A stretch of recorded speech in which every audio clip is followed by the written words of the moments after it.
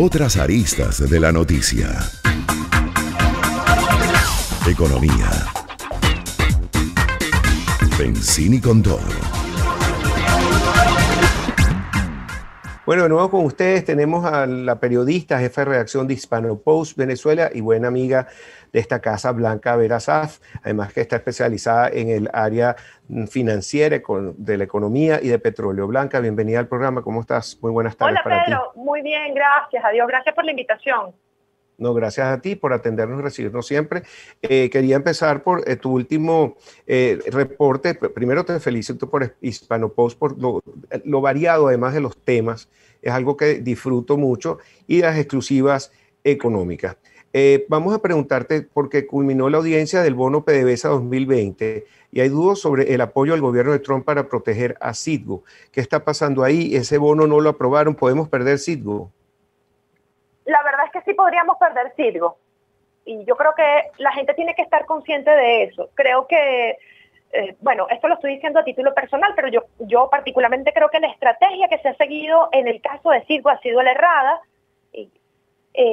Muchos especialistas además alertaron que iba a ser más, digamos que la estrategia debió haber sido sentarse a negociar con los tenedores de los bonos 2020.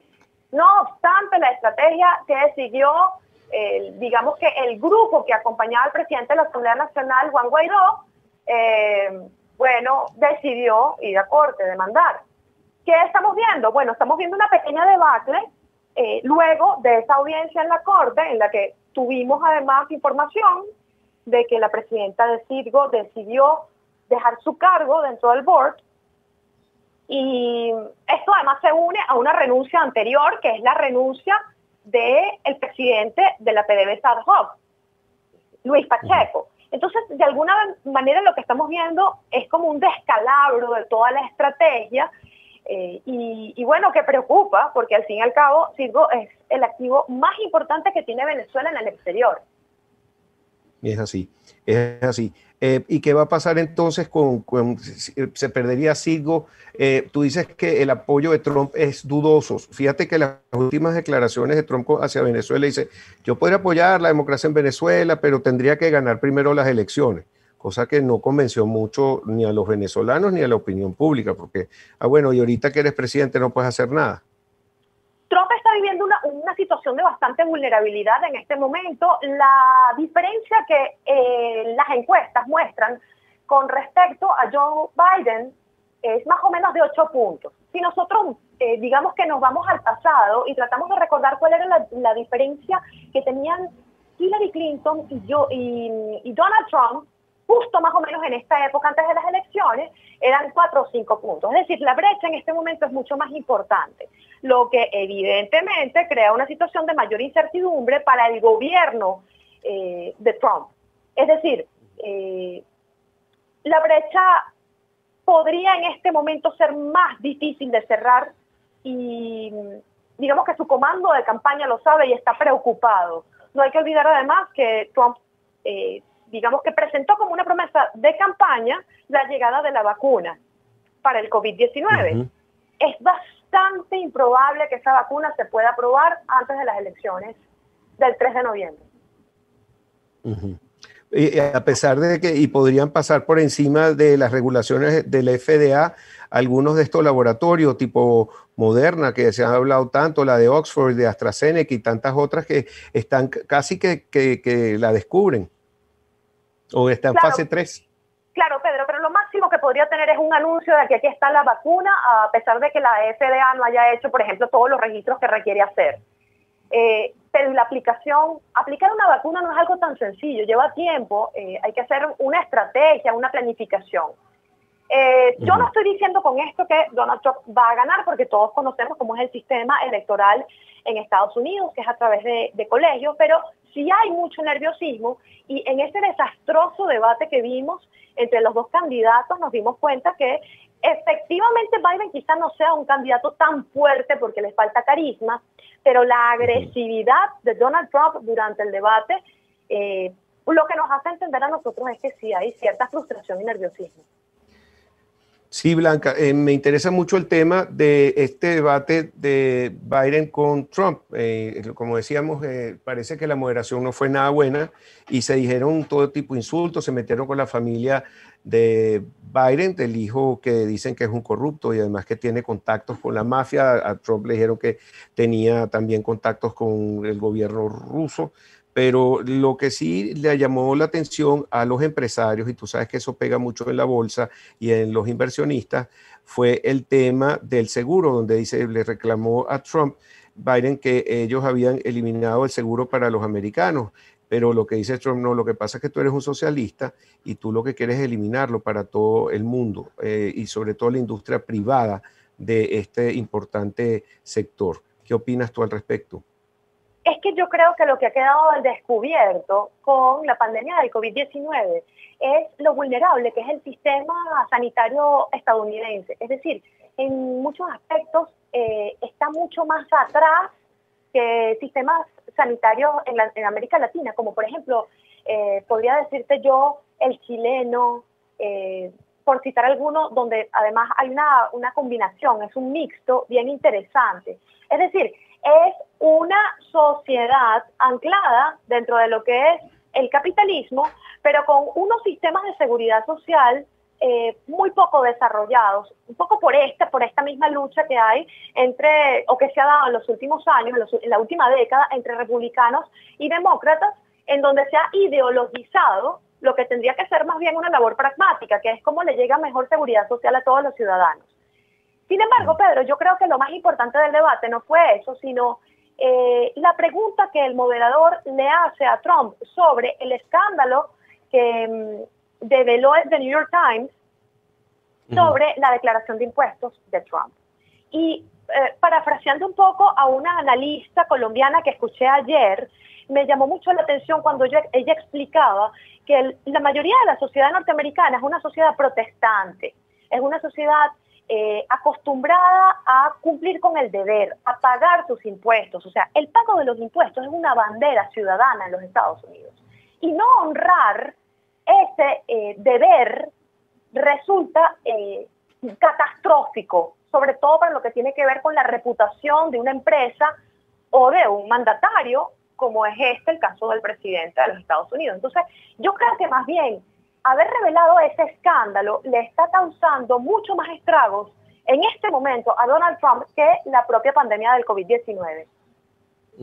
Pero él lo que le decía a Biden en defensa es, bueno, ok, pero ¿por qué me vas a sacar esto si yo tengo ya tantos años en la presidencia y ahora que me está sacando estos trapitos al aire? Sin embargo, y quiero tu opinión sobre la prensa americana, que tú sabes que es manejada básicamente por los socialistas.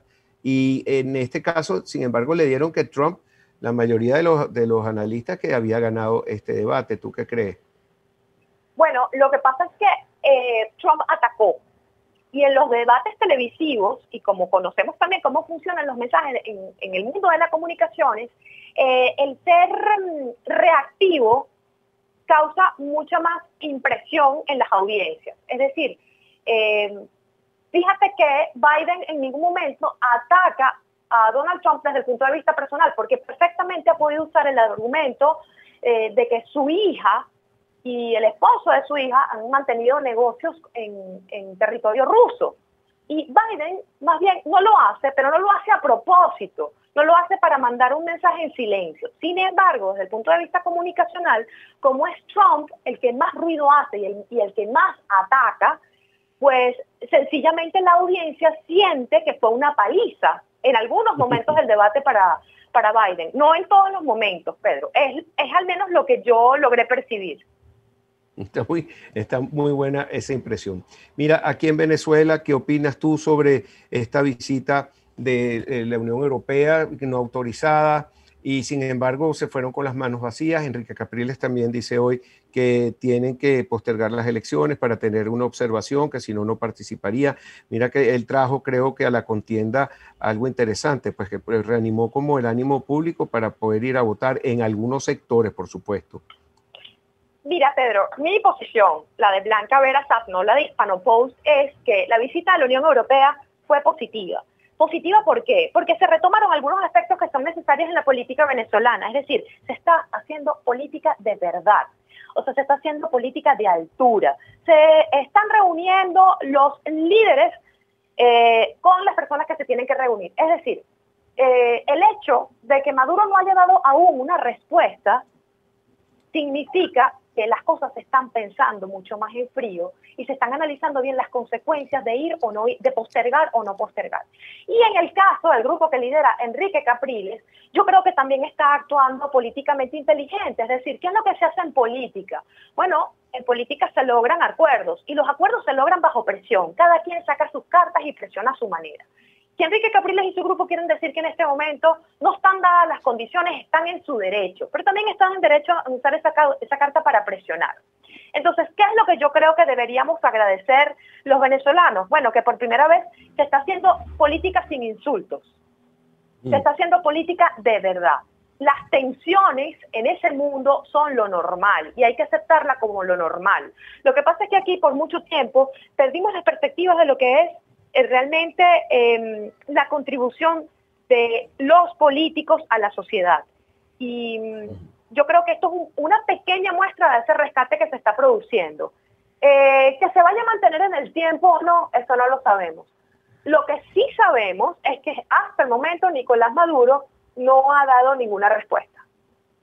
Eso es importante. ¿Tú qué crees? Porque si Borrell se mete en este problema, lo van a emplazar, porque usted fue a Venezuela sin el permiso, y si no trajo ni siquiera una respuesta, creo que lo mete en problemas y a él le interesa tener ese apoyo.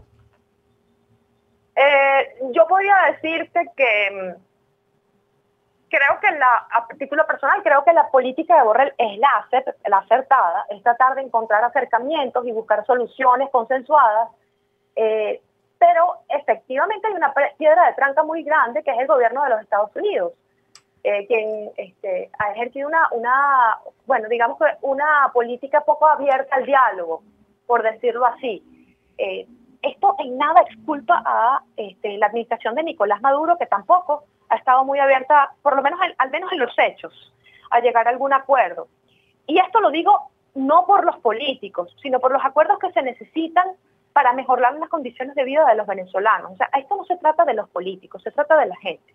Entonces, por eso es que, digamos que los esfuerzos que haga Borrell y que haga la Unión Europea son importantes en cuanto a los beneficios que se logren para mejorar la calidad de vida de los venezolanos.